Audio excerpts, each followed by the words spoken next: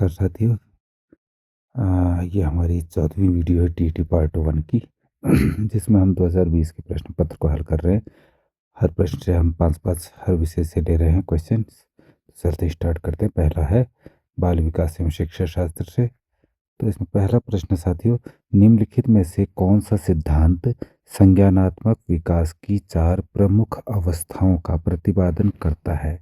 ठीक है, तो 4 प्रमुख अवस्थाओं की बात कर रहा है, उसका प्रतिपादन कौन सा सिद्धांत करता है?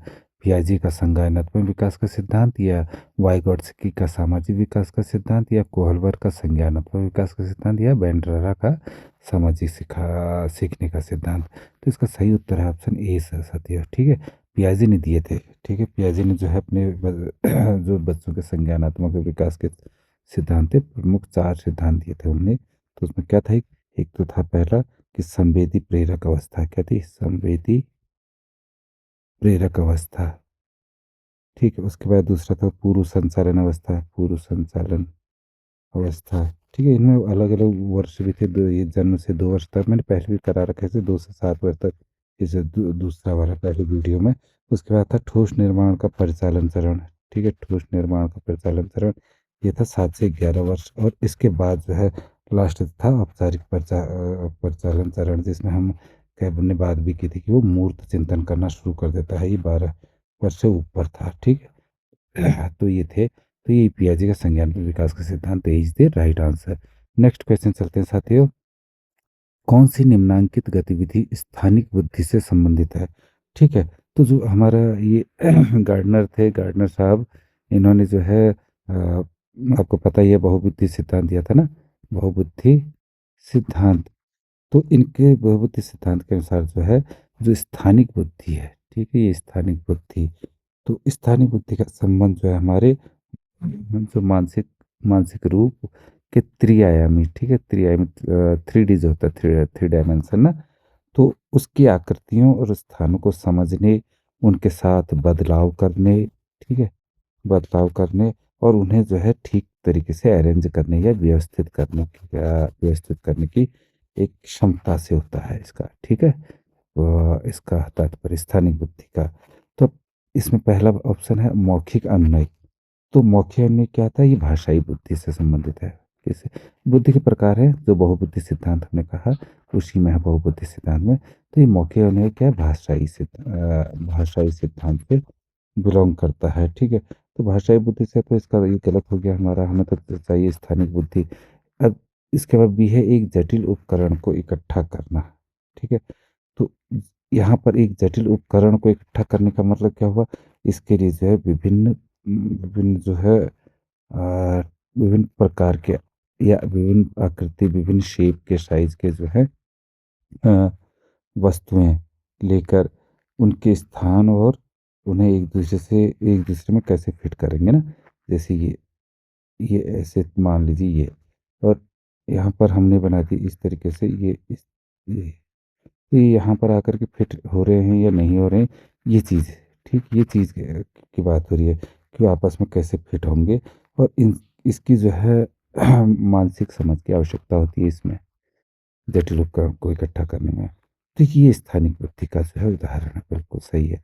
बाकी अगर बात करते हैं परिकल्पना का विकास तथा परीक्षण, तो ये तो क्या, परिकल्पना का विकास तार्किक बुद्धि आ गया ना, तो गणितीय बुद्धि से संबंधित है। ये गणितीय बुद्धि तो इसका तो ये स्थानीय बुद्धि से मतलब नहीं हुआ।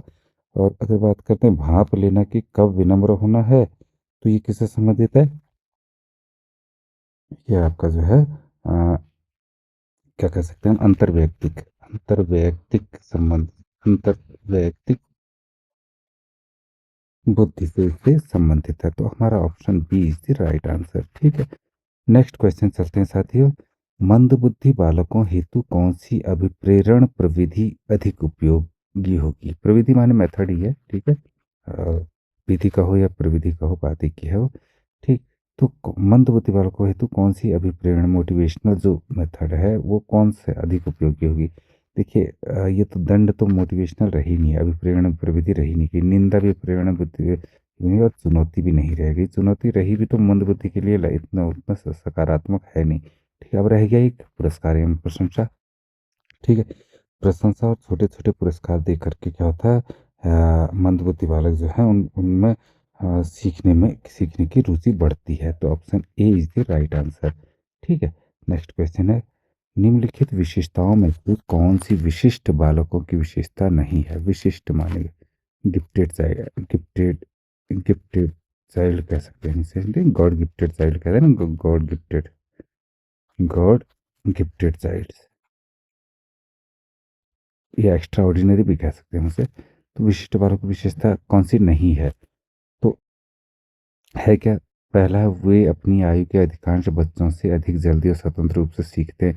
बिल्कुल सीख जाते हैं, ये तो सही है। गॉड गिफ्टेड मतलब जो विशिष्ट बच्चे होते हैं, गिफ्टेड चाइल्ड, ये पूछ रहा नहीं है, तो ये तो है, इसलिए गलत हो गया। उनका शब्दकोश अधिक विकसित होता है तथा उनके पढ़ने और लिखने के कौशल अधिक उन्नत होते हैं। बिल्कुल सही है। शब्दकोश सही होगा, वो चीज़ सही होगा, तो बिल्कुल सही होगा, तो ये भी हमारे नहीं है, मैं तो ये गलत हो गया। ठीक है। और उसके बाद है, वे स्वयं को सामान्य उपलब्धि के मानकों से ऊपर नहीं रखते हैं।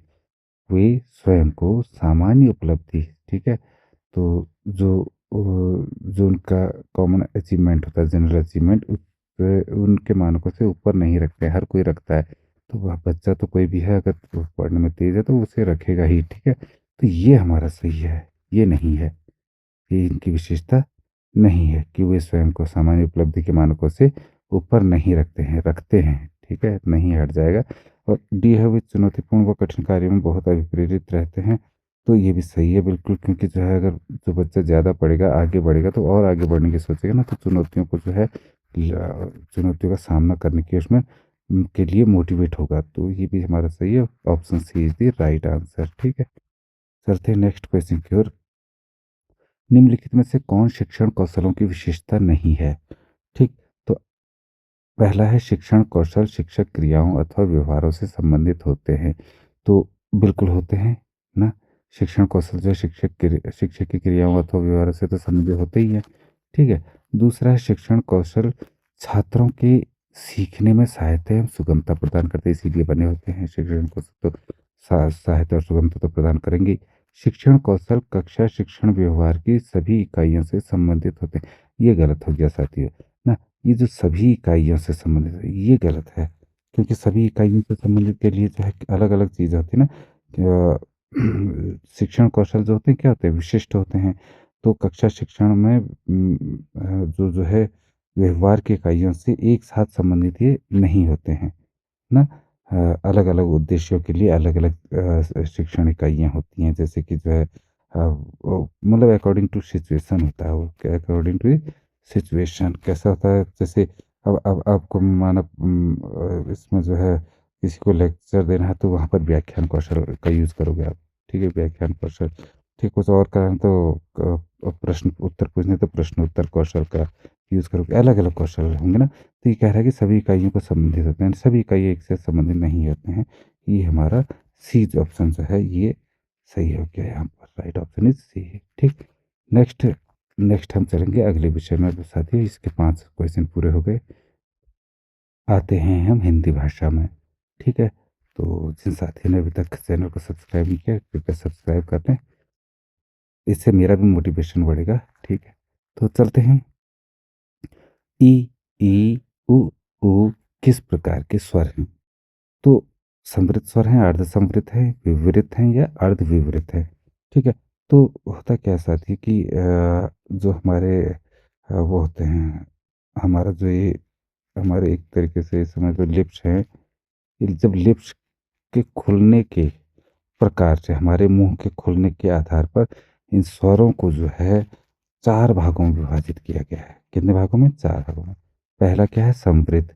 दूसरा है अर्ध समवृत्त। तीसरा है विवृत, और चौथा है अर्ध विवृत। ठीक है।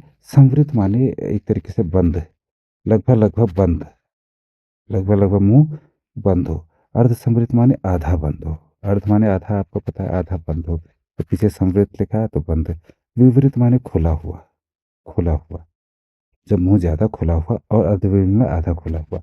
ठीक है, तो इसमें सबसे ज़्यादा मुंह किस में खुलेगा? बिल्कुल विवृत में खुलेगा, और सबसे कम समवृत्त में खुलेगा। अर्ध समवृत्त में आधा खुलेगा, और अर्ध विवृत में आधा खुलेगा। ये बहुत कम बंद होगा, ये आधा खुला हुआ होगा। ठीक है, तो अब इस 4 तो आप हमने पता कर लिए। अब पूछा जा रहा है कि ई, ई, ऊ किस प्रकार के स्वर है? आप इसे बोल के देखोगे तो आपको दिखेगा कि ये आप मुँह को थोड़ा-सा खोलने के बाद यहाँ पर ई, ई, उ, ऊ कर ले रहे हो ना?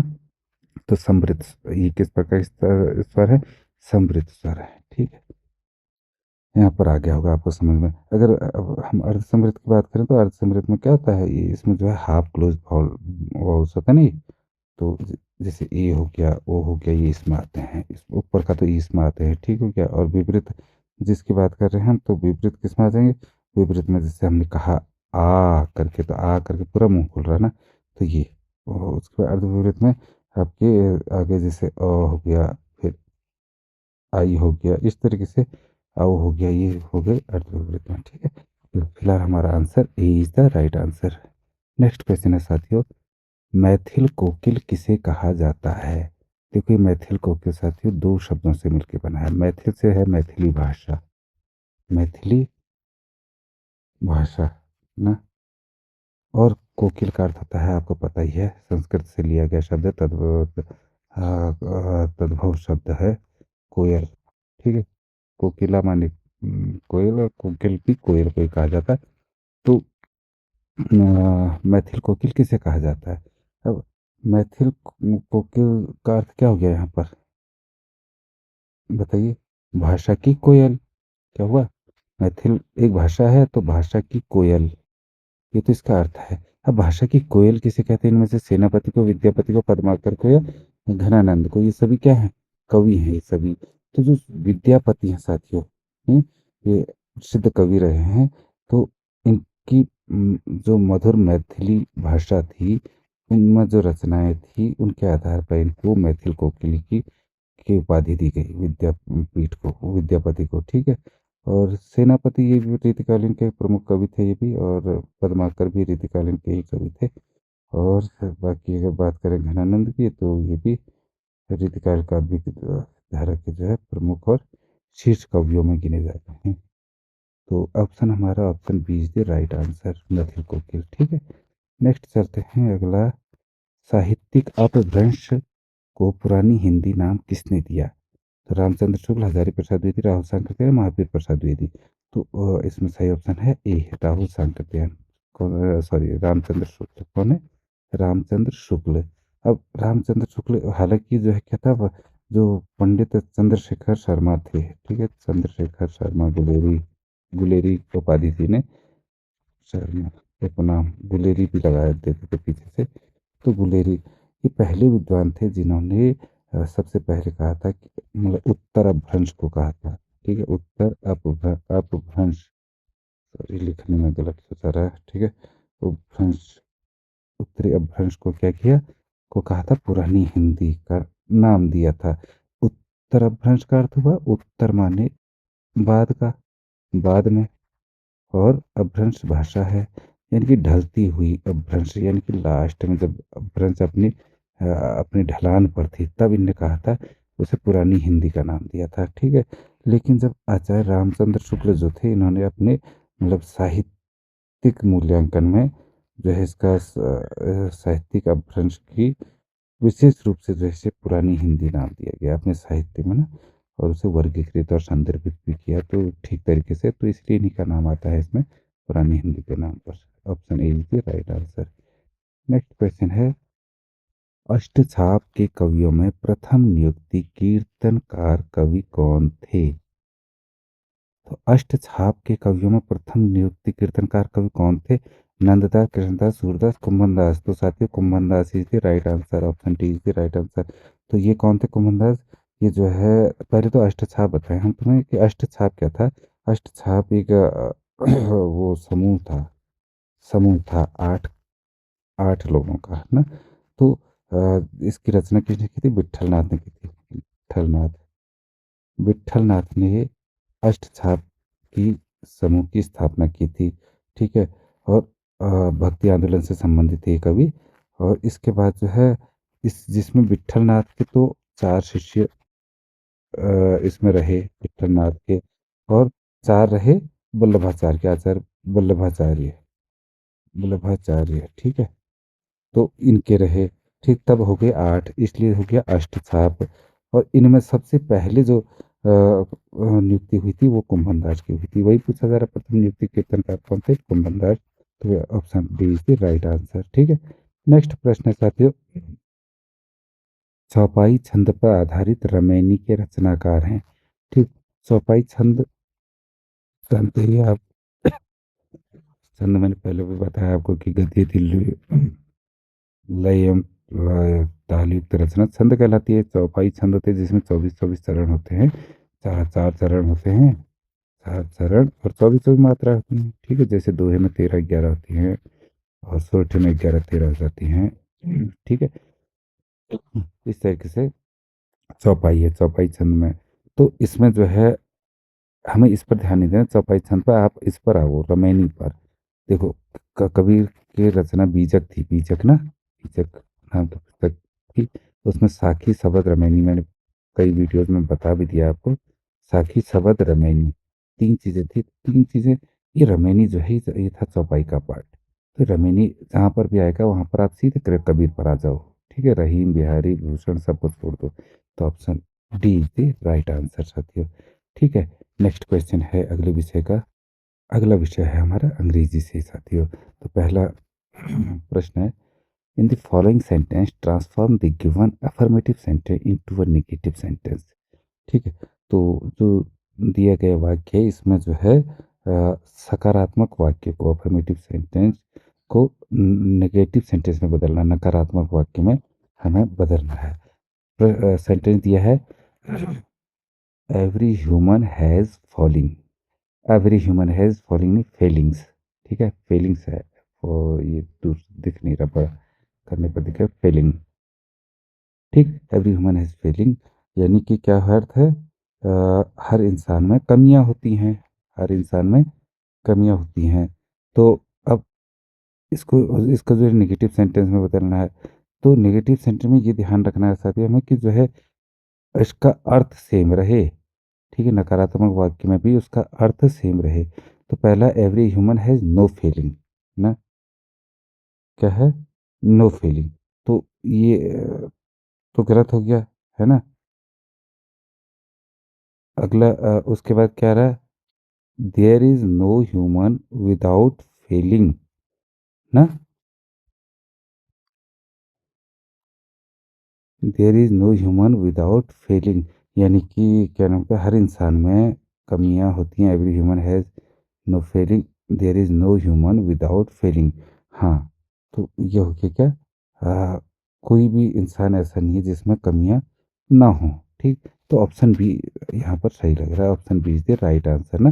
बाकी there are humans without with no feeling, इसमें क्या कह रहा है? देयर आर ह्यूमंस, ह्यूमंस हैं, कुछ आए इसमें, इसमें पूरा 100% ये, यहाँ पर 100% कर दिया इसने पहले वाले में, तो ये इसलिए गलत हो गया। उसके बाद ह्यूमंस हैव नो फॉलिंग, ये तो बिल्कुल ही नकारात्मक की जगह इसने तो सकारात्मक बना दिया, ये गलत हो गया है, मतलब उसका अर्थ ही बदल दिया है, सकारात्मक नहीं बना दिया। तो हमारे बी ऑप्शन बच रहा है, there is no human without feeling. तो जो है ऐसा कोई इंसान नहीं जिसमें कमी ना हो, ये इसका बिल्कुल नकारात्मक वाक्य भी बन गया और जो है वो ये भी बन गया, सही हो गया। तो चलते हैं नेक्स्ट क्वेश्चन पे।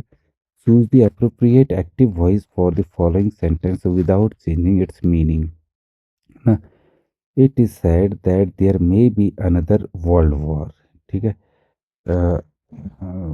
मतलब जो है choose the appropriate active voice for the following sentence without changing its meaning ना, बिना अर्थ बदले मतलब इस वाक्य का जो है सही एक्टिव वॉइस में हमने बदलना है।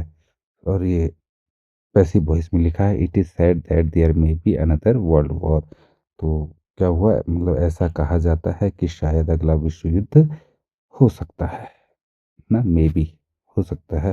तो अब उसका जो हमारा एक्टिव वॉइस है वो क्या होगा? People say that there may be another world war. तो लोग कहते हैं कि शायद दूसरा विश्व युद्ध हो सकता है। बिल्कुल सही है। क्यों? क्योंकि जो है जब हम जो ये पैसिव वॉइस को एक्टिव वॉइस में बदलते हैं, तो जब इट इज सैड की जगह क्या आ जाता है साथियों? वो आ जाता है आपका पीपल से, क्या आ जाता है? पीपल से। और इससे जो है वाक्य का जो है अर्थ भी नहीं बदलता है ना, वाक्य का अर्थ भी नहीं बदलता है।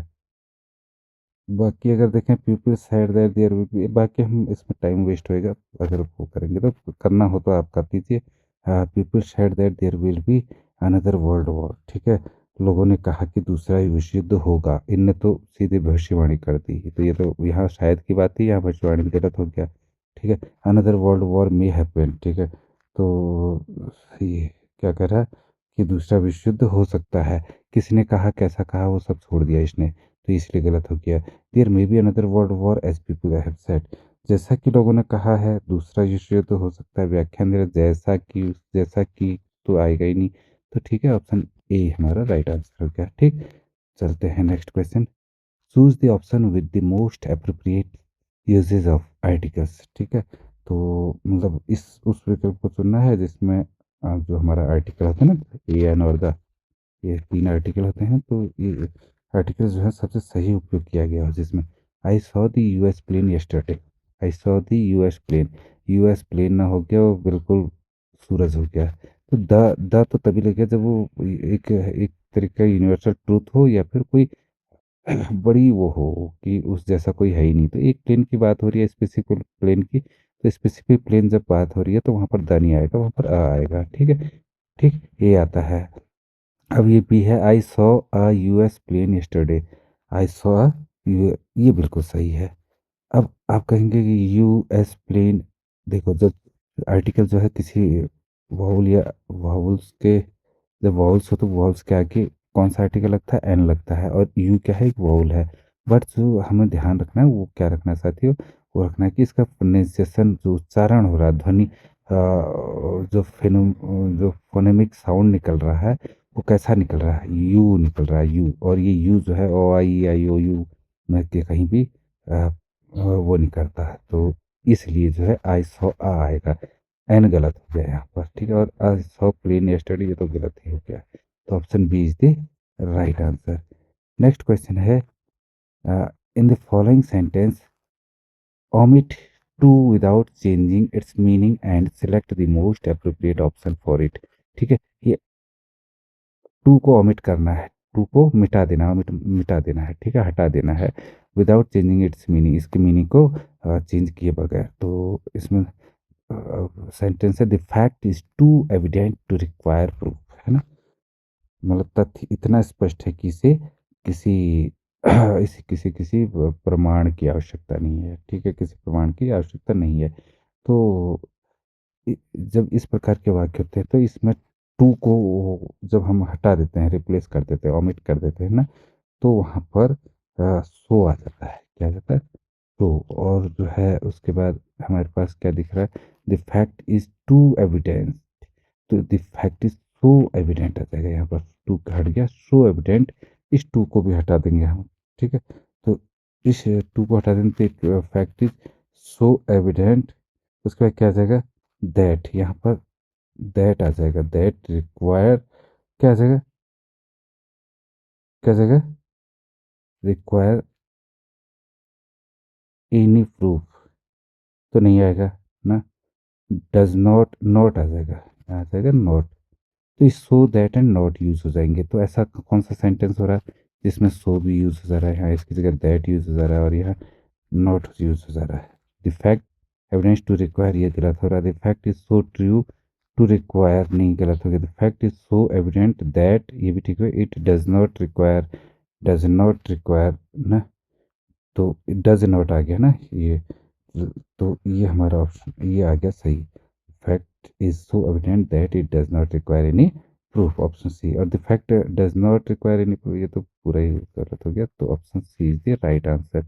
लास्ट क्वेश्चन है इस सब्जेक्ट का, fill in the blank with the most suitable conjunction, ठीक है, कंजंक्शन से इसको समुच्चय बोधक जो होता है हमारे चिन्ह, तो समुच्चय बोधक से इसे भरना है, फिल इन द ब्लैंक्स करना है। No nation can be perfectly well governed dash it is competent to govern itself ना, तो कोई भी देश तब तक पूरी तरह से जो है गवर्न नहीं होता, सुशासित नहीं हो सकता, जब तक कि it is competent to govern itself, वो खुद पर शासन करने योग्य ना हो जाए। तो इसे यहाँ पर क्या आ जाएगा साथियों, यहाँ पर आ जाएगा बिफोर, जब तक कि, या पहले, ठीक है, बिफोर, पहले आ जाएगा यहाँ पर। Govern before answer. ऑप्शन जो है ए इज द राइट आंसर। ठीक है, चलते हैं नेक्स्ट सब्जेक्ट की ओर। पहला इसमें गणित है साथियों, है ना। तो 101 वाला सवाल है, प्राथमिक कक्षाओं में बच्चे गणित में क्या सीखते हैं, इसके आकलन का ध्यान किस पर नहीं होना चाहिए। ठीक, अब बात प्राथमिक कक्षाओं की आ रही है साथियों, ये ध्यान रखिएगा। ठीक है, तो बच्चे गणित में क्या सीखते हैं, इसके आकलन का ध्यान किस पर नहीं है, हमें किस चीज़ पर ध्यान नहीं देना चाहिए बच्चे के उस समय प्राथमिक कक्षा में। गणितीय अवधारणाओं को समझना, बिल्कुल कि वो समझ रहा है नहीं समझ रहा है, इस पर ध्यान देना ज़रूरी है। गणितीय भाषा का विकास उसका हो रहा है नहीं हो रहा है, इस पर भी ध्यान देना बिल्कुल ज़रूरी है। गणित की समस्याओं का जवाब देने में सटीकता, ये ज़रूरी नहीं है साथियों। बच्चा अगर 3+4 कर रहा है एंड वो कर रहा है 1 2 3, और उसके बाद 1 2 3 4 किया उसने, ऐड कर दिया इसे, 1 2 3 4 5 6 कर दिया उसने, यहाँ पर 7 की जगह ये छोड़ दिया उसने और 6 लिख दिया, तो इसे हमें ध्यान नहीं देना है ज़्यादा। उसकी प्रोसेस को ध्यान देना है कि उसने किस प्रोसेस से इसे निकाला, वो इसे समझ पा रहा है नहीं समझ पा रहा। ठीक है, तो ऑप्शन सी। बाकी तर्क कौशल का विकास उसका हो रहा है, इसमें तर्क कौशल दिखेगा। गणितीय समस्याओं का जवाब देने में अगर सटीकता नहीं हो रही है तो हम नहीं, उसका आकलन, उसे थोड़ा देर के लिए हमें इग्नोर करना चाहिए, नज़रअंदाज कर देना चाहिए, है ना। क्योंकि प्राथमिक स्तर पर जो होता है बच्चों की क्या होती है, गलतियां करके ही सिखाया जाता है बच्चों को, वो गलतियां करेगा तभी तो सीखेगा ना। यदि शुरुआत में केवल हम सटीक या बिल्कुल सही उत्तर पर ध्यान देने लगेंगे तो बच्चा क्या होगा, गणित के प्रति डर जाएगा, डर पैदा हो जाएगा उसमें, या तो डांट देंगे हम किसी बच्चे की उत्तर गलत है करके ना, तो उनकी जो स्वाभाविक सीखने की प्रक्रिया होती है वो उस पर असर पड़ता है, रुक सकती है या धीमी हो सकती है। तो answer C is the right answer. ठीक, नेक्स्ट क्वेश्चन है, ज्यामितीय निरूपण जो पूरे और उसके अंश के बीच संबंध दिखाता है क्या कहलाता है। आयत चित्र, पाई चार्ट, दंडालेख, चित्रलेख। ठीक, चित्रलेख। तो क्या कहलाता है साथियों, ज्यामितीय निरूपण जो है ये हमारा आपका ये सर्किल, ये होता है पाई चार्ट। इसका एक एक भाग जो है क्या दिखाता है, ये गोला तो पूरे को दिखा रहा है 360 डिग्री का, ठीक है, ये पूरा दिखा रहा है, और उसके अंश को ये दिखा रहे हैं, देखो ये दिखा रहे हैं। ठीक है, तो ये हम जो है पार्ट जो भी दिखाते हैं पाई चार्ट के थ्रू दिखाते हैं। ठीक है, कैसे दिखाते हैं, पाई चार्ट से। ठीक, तो हमारा ऑप्शन बी हो जाएगा राइट आंसर। उसके बाद नेक्स्ट क्वेश्चन है, निम्नलिखित में से कौन सी गणितीय प्रक्रिया नहीं है, which is not a mathematical process. ठीक है, तो कौन सी नहीं है, हाँ, मानस दर्शन। इस सवाल में तो बड़े हिंदी में शब्द बहुत कभी कभी ऐसा होता साथी कि आपको इंग्लिश में आता है और हिंदी में उसका अर्थ नहीं आता, तो जो है आप एक बार देख लीजिएगा साइड में, अपने दाहिनी साइड इंग्लिश में जब लिखा होता है तो उसे भी पढ़ लीजिएगा, हो सकता है कभी कभी उससे आपको पता लग जाए कि क्लियर हो जाए आपका कंसेप्ट। मानस दर्शन होता है, जैसे मानस विजुअलाइजेशन। ठीक है, मानस वैसे मस्तिष्क हो गया, दर्शन माने व्यू हो गया, तो वो विजुअलाइजेशन क्या होता है, कल्पनाशीलता होती है एक तरीके की। तो एक गणितीय प्रक्रिया है ये, इसके द्वारा बच्चा जो है प्रारूपों को, सीमाओं को, अमूर्त सिद्धांतों को अपने दिमाग में समझने की कोशिश करता है। ठीक है, तो ये मानस दर्शन कहते हैं। अब कौन सी ये गणितीय प्रक्रिया नहीं है कह रहा है। ठीक है, तो नहीं कौन सी है, अब रटना। रटना क्या है, रटना याद, केवल याद करने की एक प्रक्रिया है। क्या है याद करने की प्रक्रिया, क्या आपने को इतने इतने यहाँ से लेकर के एक पेज दिया है, उसे याद करके लाओ तो आपने रट दिया, तो ये गणित का हिस्सा नहीं है साथियों। गणित तो क्या है, गणित गणित जो है, गणित में हल करना होता है ना, तो हल करने के लिए जो है आप रट नहीं सकते किसी चीज़ को। रटने पर, रटने से गणित नहीं है, मतलब ठीक है, रटने का संबंध गणित से नहीं है। तो हमारा ऑप्शन बी जो है राइट हो जाएगा। ठीक है, बाकी आकलन गणित में होता है, मापन गणित में होता है, मानस दर्शन हमने बता ही दिया गणित में होता है। रटना इज दी हेयर, रटना right answer, but not included in mathematical process. ठीक, तो रटना यहाँ तो सही उत्तर है, लेकिन जो है गणितीय प्रक्रिया में ये जो है नहीं आता है रटना। ठीक, नेक्स्ट क्वेश्चन है, गणित में नैदानिक परीक्षण का उद्देश्य है। ठीक है, जो आपका डायग्नोस्टिक टेस्ट होता है, इसका मुख्य उद्देश्य क्या होता है, बच्चों की समझ में अंतर जानना। बिल्कुल, इसका मुख्य उद्देश्य क्या होता है, ये पता लगाना होता है कि जो शिक्षण अधिगम प्रक्रिया चल रही है उसके दौरान बच्चों को कहाँ और कितनी कठिनाई आ रही है, कहाँ आ रही है, क्या कठिनाई आ रही है। ठीक है, इसको समझना होता है।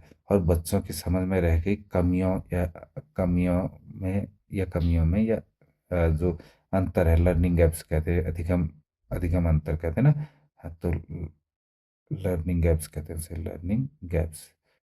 तो अधिगम ह्रास भी जिसे कहते हैं हम, उसे पहचानने में मदद करता है हमारा ये बच्चों के समझ में अंतर जानना, गणित में नैदानिक परीक्षण।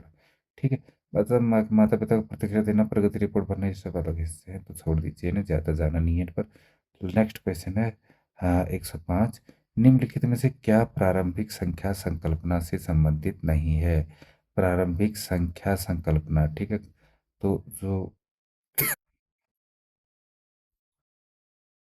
कंसेप्ट ऑफ प्राइमरी नंबर्स है ना, इससे क्या रिलेटेड नहीं है, कौन सा रिलेट नहीं करता? तो पहला तो है वर्गीकरण। क्या है? वर्गीकरण। अब वर्गीकरण क्या था? क्लासिफिकेशन है ना वर्गीकरण। जब हम समान चीज़ों को एक साथ रखते हैं तो क्या करते हैं? वर्गीकरण कहते हैं। मान लो ये आपकी गोटियां हैं, बच्चे को इधर दिखाई हमने ये गोटियां, और इधर से जो है हमने, इधर से जो है लाल गोटियां दिखाई, इधर इधर रेड कलर की, और इधर नीले रंग की, अलग अलग छांटों का हाल। तो बच्चा बड़ी आसानी से छांट लेता है लाल गोलियां कौन सी, नीली गोलियां कौन सी है। इसी को हम क्लासिफिकेशन कर देते हैं ना। तो ये तो इसमें समाहित है, संबंधित नहीं है पूछा जा रहा है, संबंधित है। यहाँ हमें ये देखना है, ठीक है। उसके बाद है क्या? वर्ग समावेश। क्या है? वर्ग समावेश। वर्ग समावेश की बात करें तो जो है किसे कहते हैं? इसे मतलब इसका अर्थ हुआ वर्ग समावेश का कि यह समझना कि एक जो छोटा ग्रुप है, ठीक है, एक छोटा ग्रुप है, वो एक बड़े ग्रुप के अंदर ही आता है, इस बड़े ग्रुप के अंदर ही आता है। मान लो जैसे हमने एक टोकरी ली। क्या टोकरी ली? इसमें इसमें हमने 4 आम रख दिए। क्या रख दिए? 4 आम, और 2 रख दिए केले। तो बच्चा यह समझ सके कि क्या आम और केले दोनों ही इसके अंदर जो रखे हैं, एक तो वो फल है। क्या है? फल है। और जो कुल मिलाकर टोकरी में फलों की संख्या है, कितनी है? 6। उससे जो आमों की संख्या है वो कम है। आमों की संख्या 4 है। ठीक है। तो ये समझ सके कि जो है ये 6 जो है टोकरी में टोटल फल है, इनकी संख्या ज़्यादा है, न कि जो है 4 आम ज़्यादा हैं। तो इसी को कहते हैं वर्ग समावेश। उसके बाद संरक्षण की अगर बात करें तो संरक्षण जो है, जब रूप बदलने पर भी मात्रा ना बदले, यानी कि जैसे चीज़ों को हम दूर दूर रखें, ये आपने 1 रुपये का सिक्का रखा, ये 2 रुपये का, ये 3, और ये 4, और ये इधर रख दिया 5। तो बच्चे ने बोला 5 रुपये है, और आपने इसको इकट्ठे करके यहाँ पर रख दिया। ठीक है। तो उसने तब भी बोला 5 रुपये, और वो बिखरे हुए थे तब भी 5। तो संरक्षण इसे कहते हैं। वो समझ जाता है कि उसमें उनके जो है फैलाने से उनकी मतलब गिनती या मात्रा नहीं बदली है। अब अगर बात करते हैं हम मापन की, किसकी? मापन की। तो मापन क्या होता है? किस चीज़ की लंबाई या वजन, मात्रा, इस चीज़ को नापना, स्केल से मापना। ठीक है। मापन क्या होता है? ये जो है जो भी उसका टूल है, मेजरमेंट टूल, उससे मापना। तो उस ये जो है, ये क्या है? चीज़ों को गिनने मापने की वो इकाइयाँ हैं ना। लेकिन ये प्रारंभिक स्तर पर जो है एकदम से बच्चा नहीं बता सकता है। जैसे हमने लिया, छोटा बड़ा बता देगा, लेकिन छोटा बड़ा मापन की इकाई नहीं है। ये मापन अलग चीज़ हो गई। छोटा बड़ा तो देख करके बता दे रहा हो, अवलोकन कर रहा है, ऑब्जर्व कर रहा है, ठीक है, कि ये छोटा बड़ा।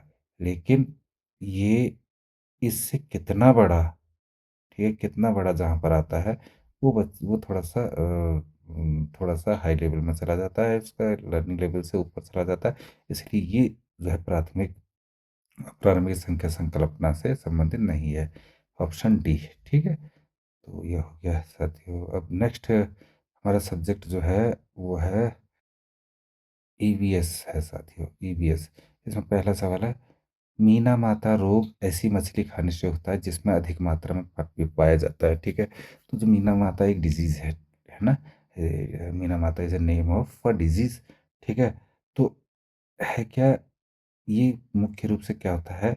जो पारा है ना, या मिथाइल मरकरी कहते हैं, ठीक, मिथाइल मरकरी, इसके प्रदूषण का कारण होता है मीना माता रोग। ठीक है। अब प्रदूषण क्या हुआ? एक बार ऐसा हुआ कि पहली बार 1956 में जापान का जो मीनामाता शहर था, एक मीनामाता शहर था, वहाँ इसकी खोज की गई इस बीमारी की। ठीक है, वहाँ एक कारखाने से जो है, एक औद्योगिक संयंत्र था, वहाँ से पारा को जो है वहीं पानी में बहाया गया।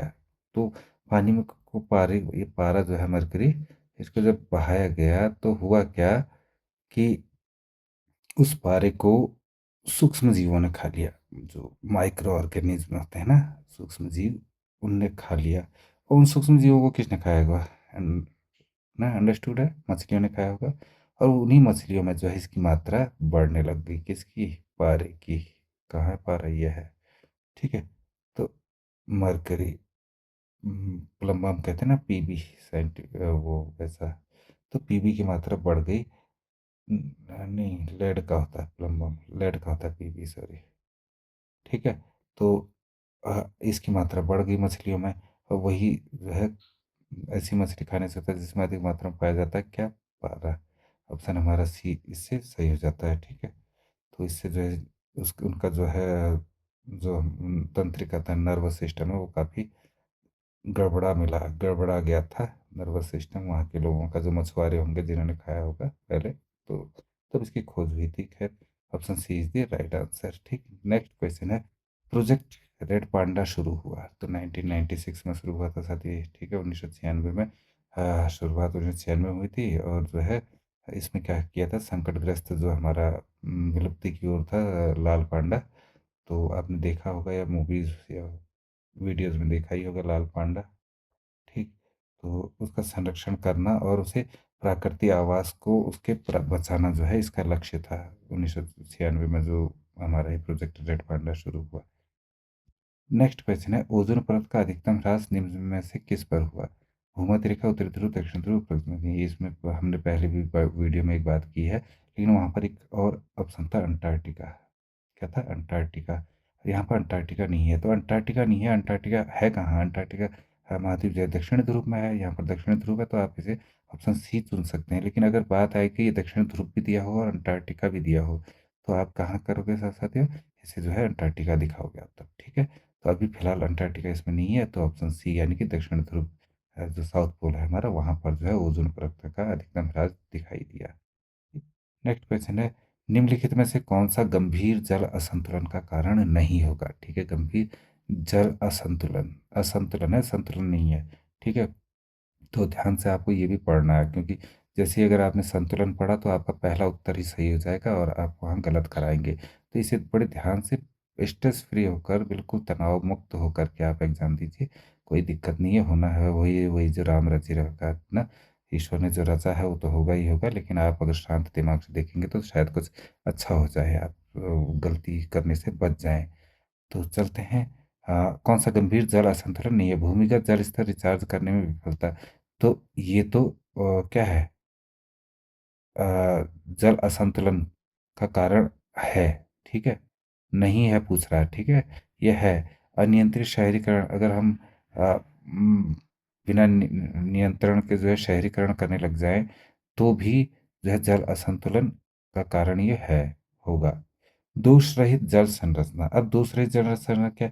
एक अच्छी और जो है दोष रहित जल संरचना पानी के जो संचयन पर, हार्वेस्टिंग पर, और उसके प्रबंधन को, मैनेजमेंट को बेहतर बनाती है। ठीक है, तो इससे जल सुधरता है, न कि असंतुलन का ये कारण होता है।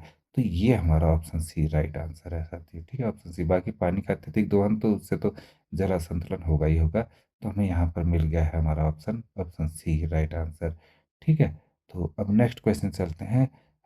इस वीडियो का अंतिम ही होगा शायद, 1 2 3 4 5। ठीक है, लास्ट क्वेश्चन है, wild life institute of India, WII।